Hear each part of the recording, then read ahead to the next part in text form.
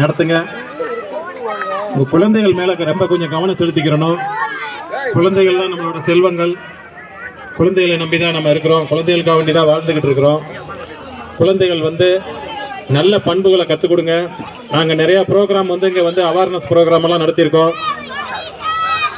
குழந்தைகளை நம்மளோட பராமரிப்பு இருக்கணும். நம்ம காலையில் 8 மணிக்கு வேலைக்கு போகிறோம், நைட் 8 மணிக்கு தான் வரோம். குழந்தைகள் என்ன செய்து ஸ்கூலில் போய் ஒழுங்காக படிக்கிறாங்களா, இல்லை நல்ல நண்பர்களோட சேர்றாங்களா அப்படிங்கிறதெல்லாம் நம்ம கண்காணிக்கணும். இல்லை அப்படின்னு சொன்னால் நம்ம எதிர்பார்த்த மாதிரி குழந்தைகள் வராது. நிறைய குற்றங்கள் பண்ணுவாங்க. இது ஒரு சின்ன ஒரு பென்சிலோ, ஒரு ரப்பரோ, ஒரு பேனாவோ ஸ்கூல்லேருந்து நம்ம குழந்தைகள் எடுத்துகிட்டு வந்துருச்சு அப்படின்னு சொன்னால், இது யாருக்குள்ளது, இது யார் கொடுத்தாங்க, இதையா நீ வீட்டுக்கு எடுத்துகிட்டு வந்த, நாளை கொண்டு போய் டீச்சர்கிட்ட சொல்லி அந்த குழந்தைகிட்ட கொடுத்துடணும் அப்படின்னு சொல்லி நீங்கள் சொன்னீங்கன்னா உங்கள் குழந்தை நல்ல குழந்தையா கிடைக்கும். இல்லை பரவாயில்லப்பா, ஒரு ரப்பர் கிடைச்சி, ஒரு பேனா கொண்டு வந்து, வெரி குட் அப்படின்னு சொன்னீங்கன்னா நாளைக்கு பெரிய திருடனா வந்துடுவான். அது நீங்கள் எதிர்பார்த்த இடத்துக்கு போகாது, வேறு ஜெயிலுக்கு போயிடும். நம்ம குழந்தைகள் நல்லா படித்து ஒரு நல்ல இடத்துக்கு வரணுமா, இல்லை ஜெயிலுக்கு போகணுமா அப்படிங்கிறத நம்ம தாய் தாப்பங்கள் தான் முடிவு பண்ணணும். நம்ம குழந்தைகளுக்கு மேலே பாசத்தை வழங்குவதற்கும், அவர்கள் ஒழுக்கமாக இருப்பதற்கும், படித்து முன்னேறுவதற்கும் நம்ம தான் என்ன செய்யணும், அவங்கள்ட்ட டைம் நம்ம செலவழிக்கணும். குழந்தைகள்கிட்ட நிறையா பேசுங்க, நல்ல கருத்துக்களை சொல்லுங்கள், படிக்க சொல்லுங்கள். தவறான செயல்கள் செஞ்சால் அந்த இடத்துல கண்டிங்க. இந்த வயசில் நீங்கள் கண்டிச்சிங்கன்னு சொன்னால் ஒரு குழந்தை நல்ல குழந்தையாக வந்துடும். நீங்கள் கண்டுக்கிறாமல் விட்டீங்கன்னா அது 10ஆம் கிளாஸ் படிக்கும்போது ஒரு மாதிரி நம்மள்கிட்ட பேசுவான். அதே குழந்தை 12ஆம் கிளாஸ் படிக்கும்போது ஒரு மாதிரி பேசுவான். காலேஜ் போயிட்டா நம்ம பேச முடியாது.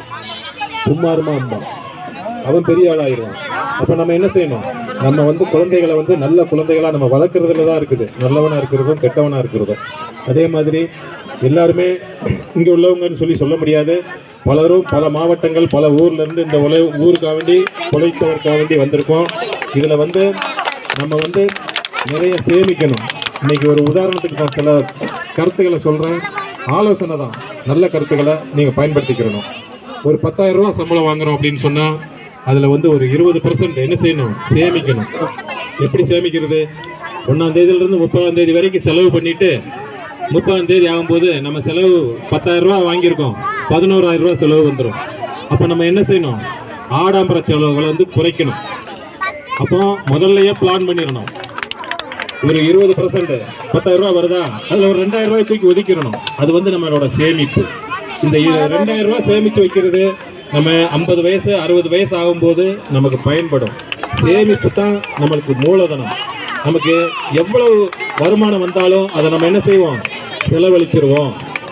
முதல்லையே 1ஆம் தேதி சம்பளம் வாங்கினோடனே என்ன செய்யணும், 20% எடுத்து வை, மீதியை இது பூரா சேவிங்ஸ்க்கு, இது பாப்பா பேரில் போட்டு வை, இல்லை பையன் பேரில் போட்டு வை. பெண் குழந்தைகள் பிறந்துச்சு அப்படின்னு சொன்னால் அது பிறந்து பேர் வச்ச உடனே அது பேரில் நிறைய போஸ்ட் ஆஃபீஸில் நிறைய ஸ்கீம் எல்லாம் இருக்குது. அதே மாதிரி ஆண் குழந்தைகள் அவங்க பிறந்த உடனே உங்களுக்கு ஒரு பேர் வச்ச உடனே அவங்க பேரில் சேவிங்ஸ் ஸ்கீமை ஸ்டார்ட் பண்ணுங்கள். அந்த பையன் 21 வயசு ஆகும்போது அவனுக்கு கல்யாணம், அந்த நேரத்தில் நம்மகிட்ட ஒரு 4 லட்சம் 5 லட்சம் கல்யாண செலவுக்கு மற்ற செலவுக்கெல்லாம் தேவைப்படும். அப்போ என்ன செய்யணும், கடை வாங்கக்கூடிய சூழ்நிலை உருவாகும். நம்ம அந்த குழந்தை பிறந்த உடனே அது பேரில் ஒரு சேவிங்ஸ் போட்டு வச்சோம்னு சொன்னால் இந்த 20 வருஷம் நம்ம சேவிங்ஸு அந்த பையனுக்கு பயன்படும்.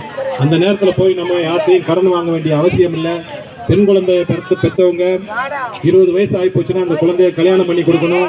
நீங்கள் நம்ம நகை ஒரு 10 பவுன் 20 பவுன் தேவைப்படுது அப்படின்னு சொன்னால் மொத்தமாக எடுக்கணும் அப்படின்னு சொன்னால் 5 லட்சம் 10 லட்சம் ஆகும்.